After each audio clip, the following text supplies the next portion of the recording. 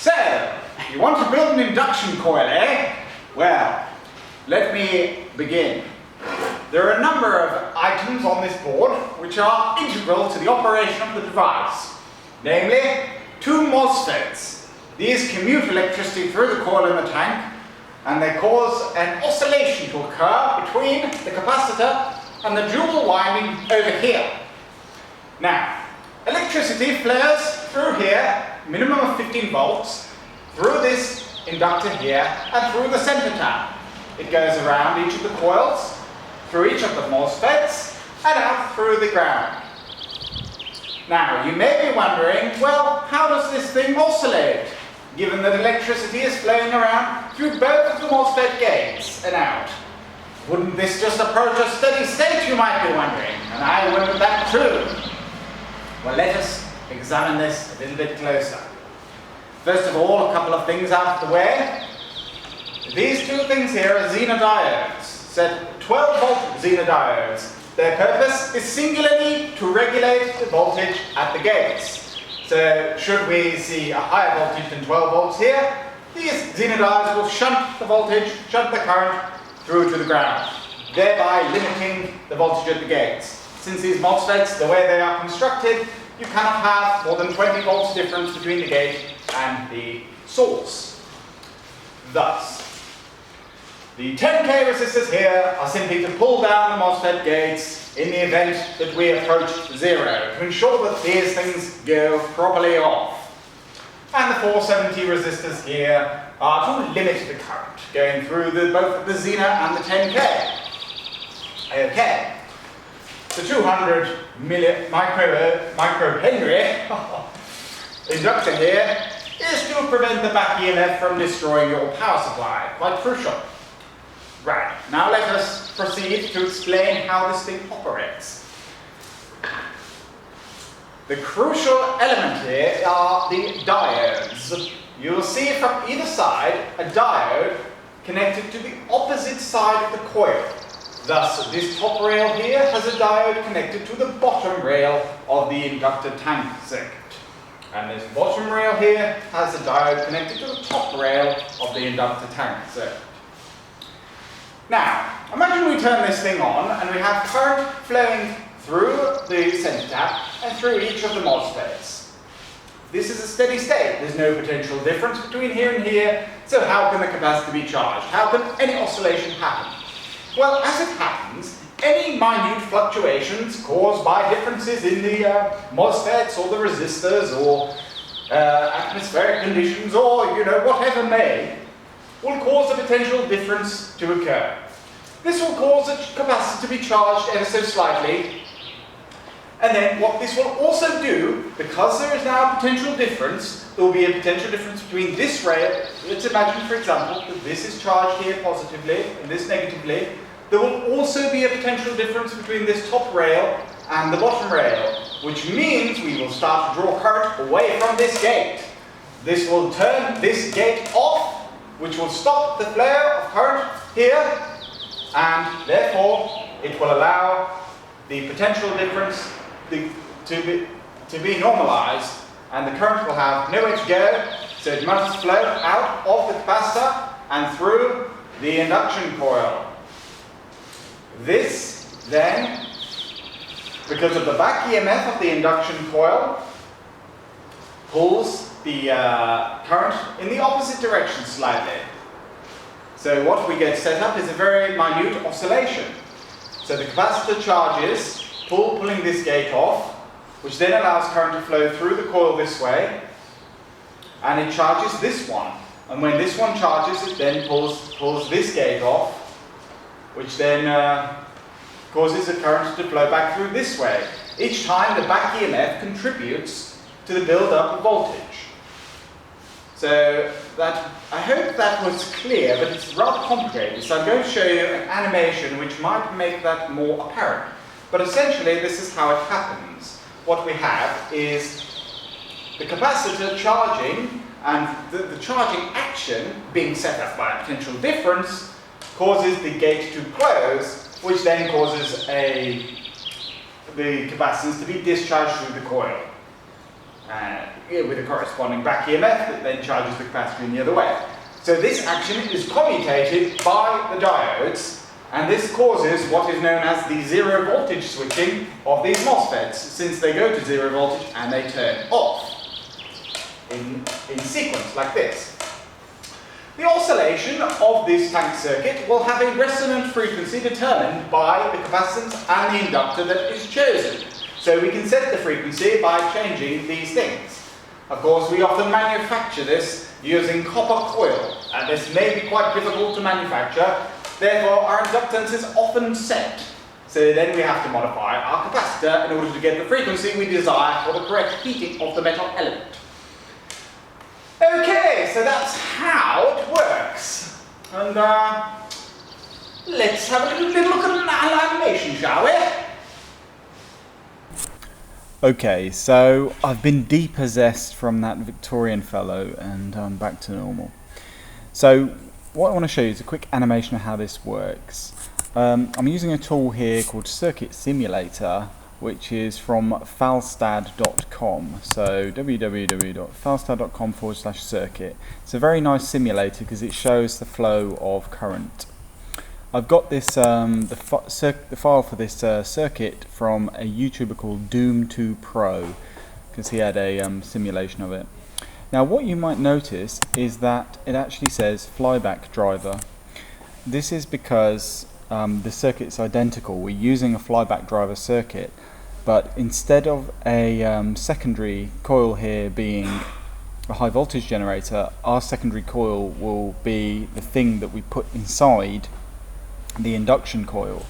So, you know, the piece of metal that we want to heat, and that'll be like a coil with a single turn, essentially. And how the induction heater works is, when over the primary, so our work coil, when we induce a alternating current of a very high frequency, this obviously sets up a very strong alternating magnetic field, which then induces in the secondary, which will be our workpiece that we put in there, a piece of metal, induces currents. These are called eddy currents, and because everything's trying to move around and there's nowhere for it to go, it generates resistance, as in any piece of wire generates resistance, which causes the workpiece to heat up to a very high temperature. So let's have a quick look at this. So the oscillations are between the capacitor and the secondary. So this is a center tapped coil here, and this driver is known as a Mazzilli driver, after the guy that popularized it. But there's another circuit called a Royer oscillator upon which it is based, which dates back to 1954. So let me reset this simulation, and I've got a plot down here which is going to show the voltage over the capacitor. And okay, so now it's running, and you can see the oscillation, so going back and forth to both plates of the capacitor are charging and discharging. And you can see at the bottom here on the graph that the system reaches a kind of steady state, or a steady oscillating state, where the oscillations are fixed. They actually build up, if you look at the beginning, they build up from nothing until they reach the peak, and then they stop at that peak to peak, and they remain stable like that. Now the reason that they build up is because every time you get a discharge, if I slow it down and reset it, there we go, is because when this is charging up, and I've slowed it down so you can see that the capacitor is discharging, and this initial potential difference to charge the capacitor can be very small to begin with, but it discharges across the inductor, which means that when the second plate is then charged and we discharge in the opposite direction, you've actually got a collapse of a magnetic field here, so you get the back EMF, which then causes an increase of voltage when it's charging up the other way. So each time the oscillations occur, you have the additive effect of the back EMF from the coil, which then causes the voltage to increase. That's why we see a voltage increase as the oscillations on go until we reach the resonant frequency of the capacitor and the coil, which is just we're just about reaching the first swing of our oscillation here. if I speed it up, we'll be going back the other way. But yeah, just that's really the key there, to the voltage build-up in the tank circuit, is that we're swinging through an inductor, so you get back EMF adding to the charge. And now also what you can see in this animation is that if I have a look at the gate, this is called zero voltage switching, which means that the gates really go all the way off. Okay, it struggles a little bit to. You can see here on the gate that we're actually off. We've got off periods here.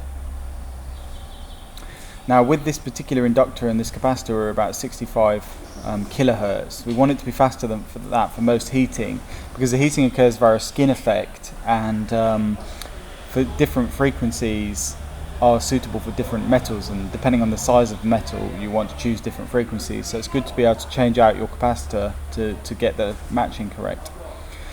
Right, so the final thing I wanted to say is every time we switch, the switching causes this via these diodes, these two diodes, that's what actually pulls the gates down and turns them off. And so if you look at the gates, you'll see them alternately going green because they're alternately on and off, because each one, this corresponds with the flow of, with the changing potential difference between these two lines, because that causes alternately each of these diodes to pull off each of those gates alternately, and that's how you get the switching effect. Alright, well, I hope that made things a bit clearer, but you know, you can look up this guide, download the simulator and play around with this yourself, and it's a very simple oscillator, and it's probably the easiest induction heater to make, and that's why I chose it to do. Alright, I'm going to tell you how I built mine. So the components I used, this is a IRFP 150N MOSFET, and on here these are heat sinks I got off a very large uninterruptible power supply, a very large one, and so this will keep these nice and cool. These will get hot. Now the IRFP 150N has a voltage, a maximum tolerable voltage between the drain and the source of 100 volts. That means that we cannot really use an input power of more than something like 40 volts. This is because the way that the induction coil, the back EMF of the induction coil causes the resonant voltage to be a lot higher than your supply voltage. It's approximately pi times the supply voltage. I've got 24 volt supply, and so yeah, you'd expect that to be something like 70 volts around that, and that's pretty much what it looks like from the oscilloscope. So there's only 30 volts to play with there. If you want to drive it with a high voltage, then you're probably going to need a bigger MOSFET. Another important feature of the MOSFET is make sure you get one with a low on resistance.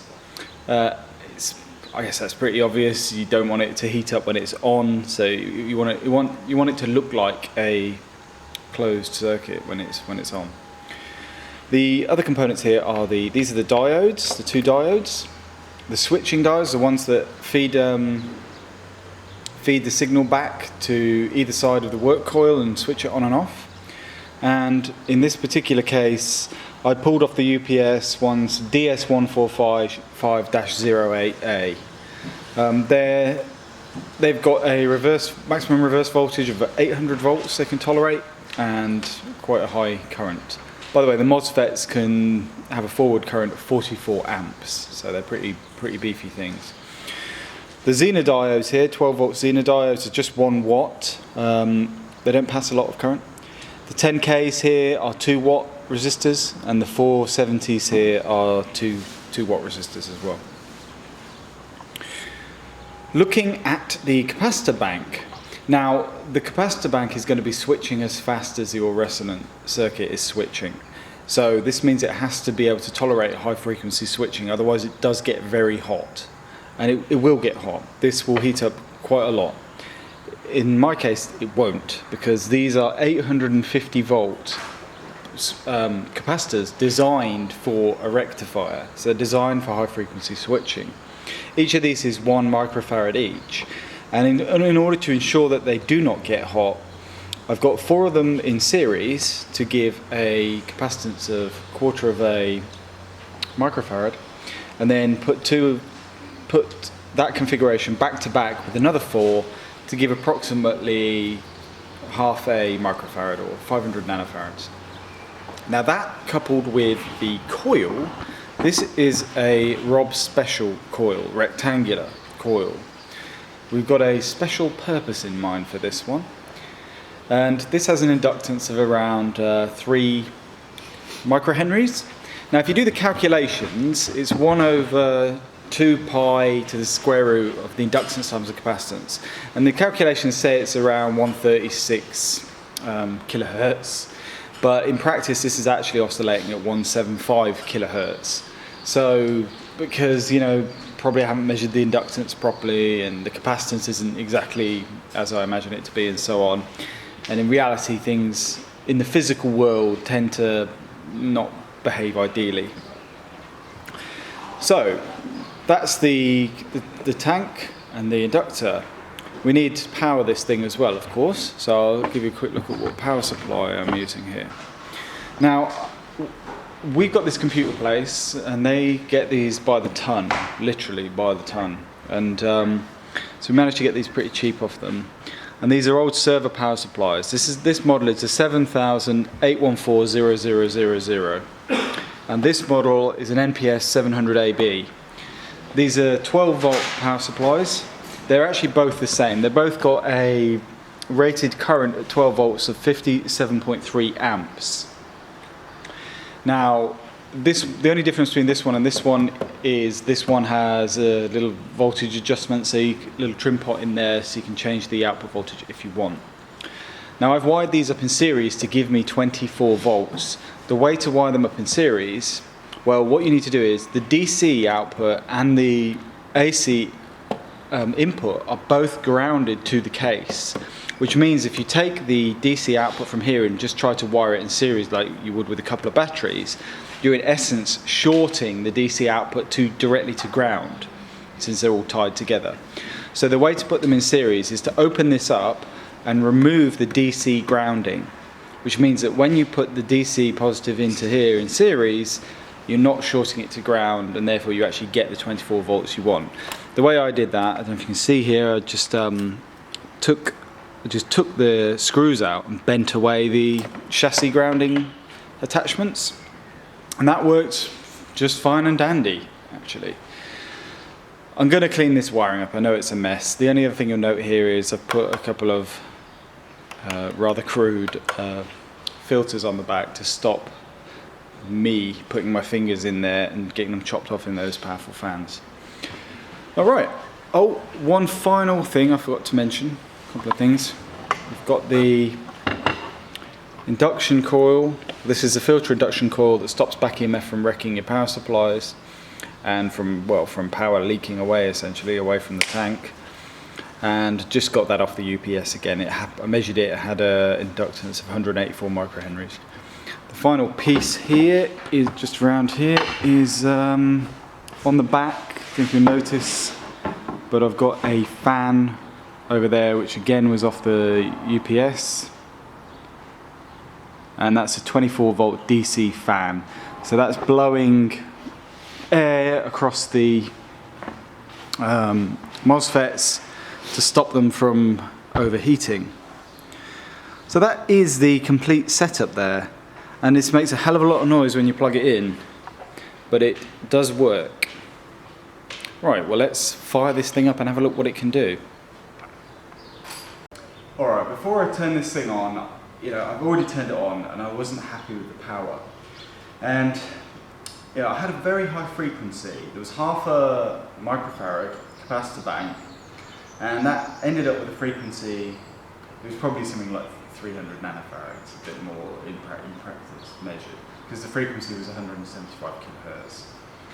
Now that's a very high frequency, so you'd expect it to be a very high skin effect and high resistance from the skin effect, good heating because of that. very good hysteresis effects, changing of the magnetic domains of ferromagnetic material, and I'm heating iron, so you'd expect that to be very good with a high frequency. But it wasn't heating very quickly. So what I've done, I've replaced this bank with well, it's only part of the bank. The rest of it is now about 2.5 microfarads. So we've got a higher capacitance there. That reduces the frequency, but now more current can flow through the coil. Now if you look at how a magnetic field is induced, it's proportional to the voltage. So you see a lot of people saying, oh well, just use a higher voltage. Well, I haven't got a higher voltage. But what's happening at 175k, the inductor has a time constant. So the magnetic field is not able to fully build up because the current probably doesn't reach saturation through the coil. But if you use a bigger capacitor, then you're getting much greater current flowing through the coil, so you're getting more power transfer. So I'm going to turn it on, set up the camera so you can see it heating an iron bar, and turn it on and show you just how quickly this thing can heat an iron bar, even with this big inductor.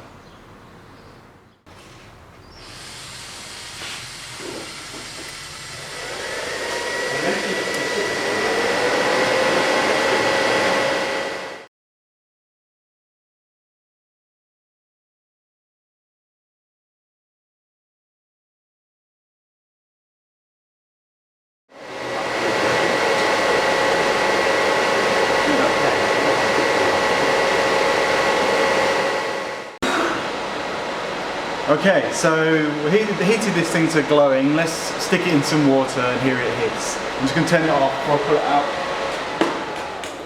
Right, here we go. You can see it in there. That's a pretty hot piece of steel. So let's take it over to the sink. You can see that in the sink, glowing red. That's a pretty hot piece of metal. I'm just going to do a bit of a kneeling on it. That's really hot. There you go. You may be wondering why there is a spoon inside the induction coil. Do you recall the video where Steve copper plated a stainless steel spoon and Rob subsequently soldered a wire to it? Well, that spoon didn't like it. It didn't like to be burned like that. And it set upon us its army of spoons. I captured one, and now I'm going to interrogate it to make it yield its secrets. So let us see. Will it reveal its secrets or not? Throw the switch, Igor! Throw the switch! It melts!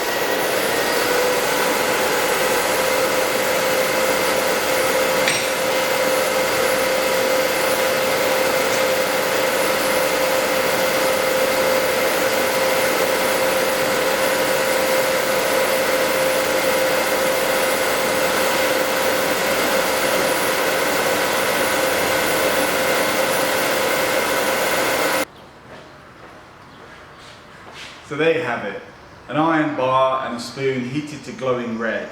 We've not seen anything melt yet. So there's only one solution to that problem. We need more power! The aim will be to build something with a lot more power. But for now, hopefully you've seen how to build an induction heater and you understand how one works. We'd love to see what you can build as well. Alright, thanks for listening. Hope that helped.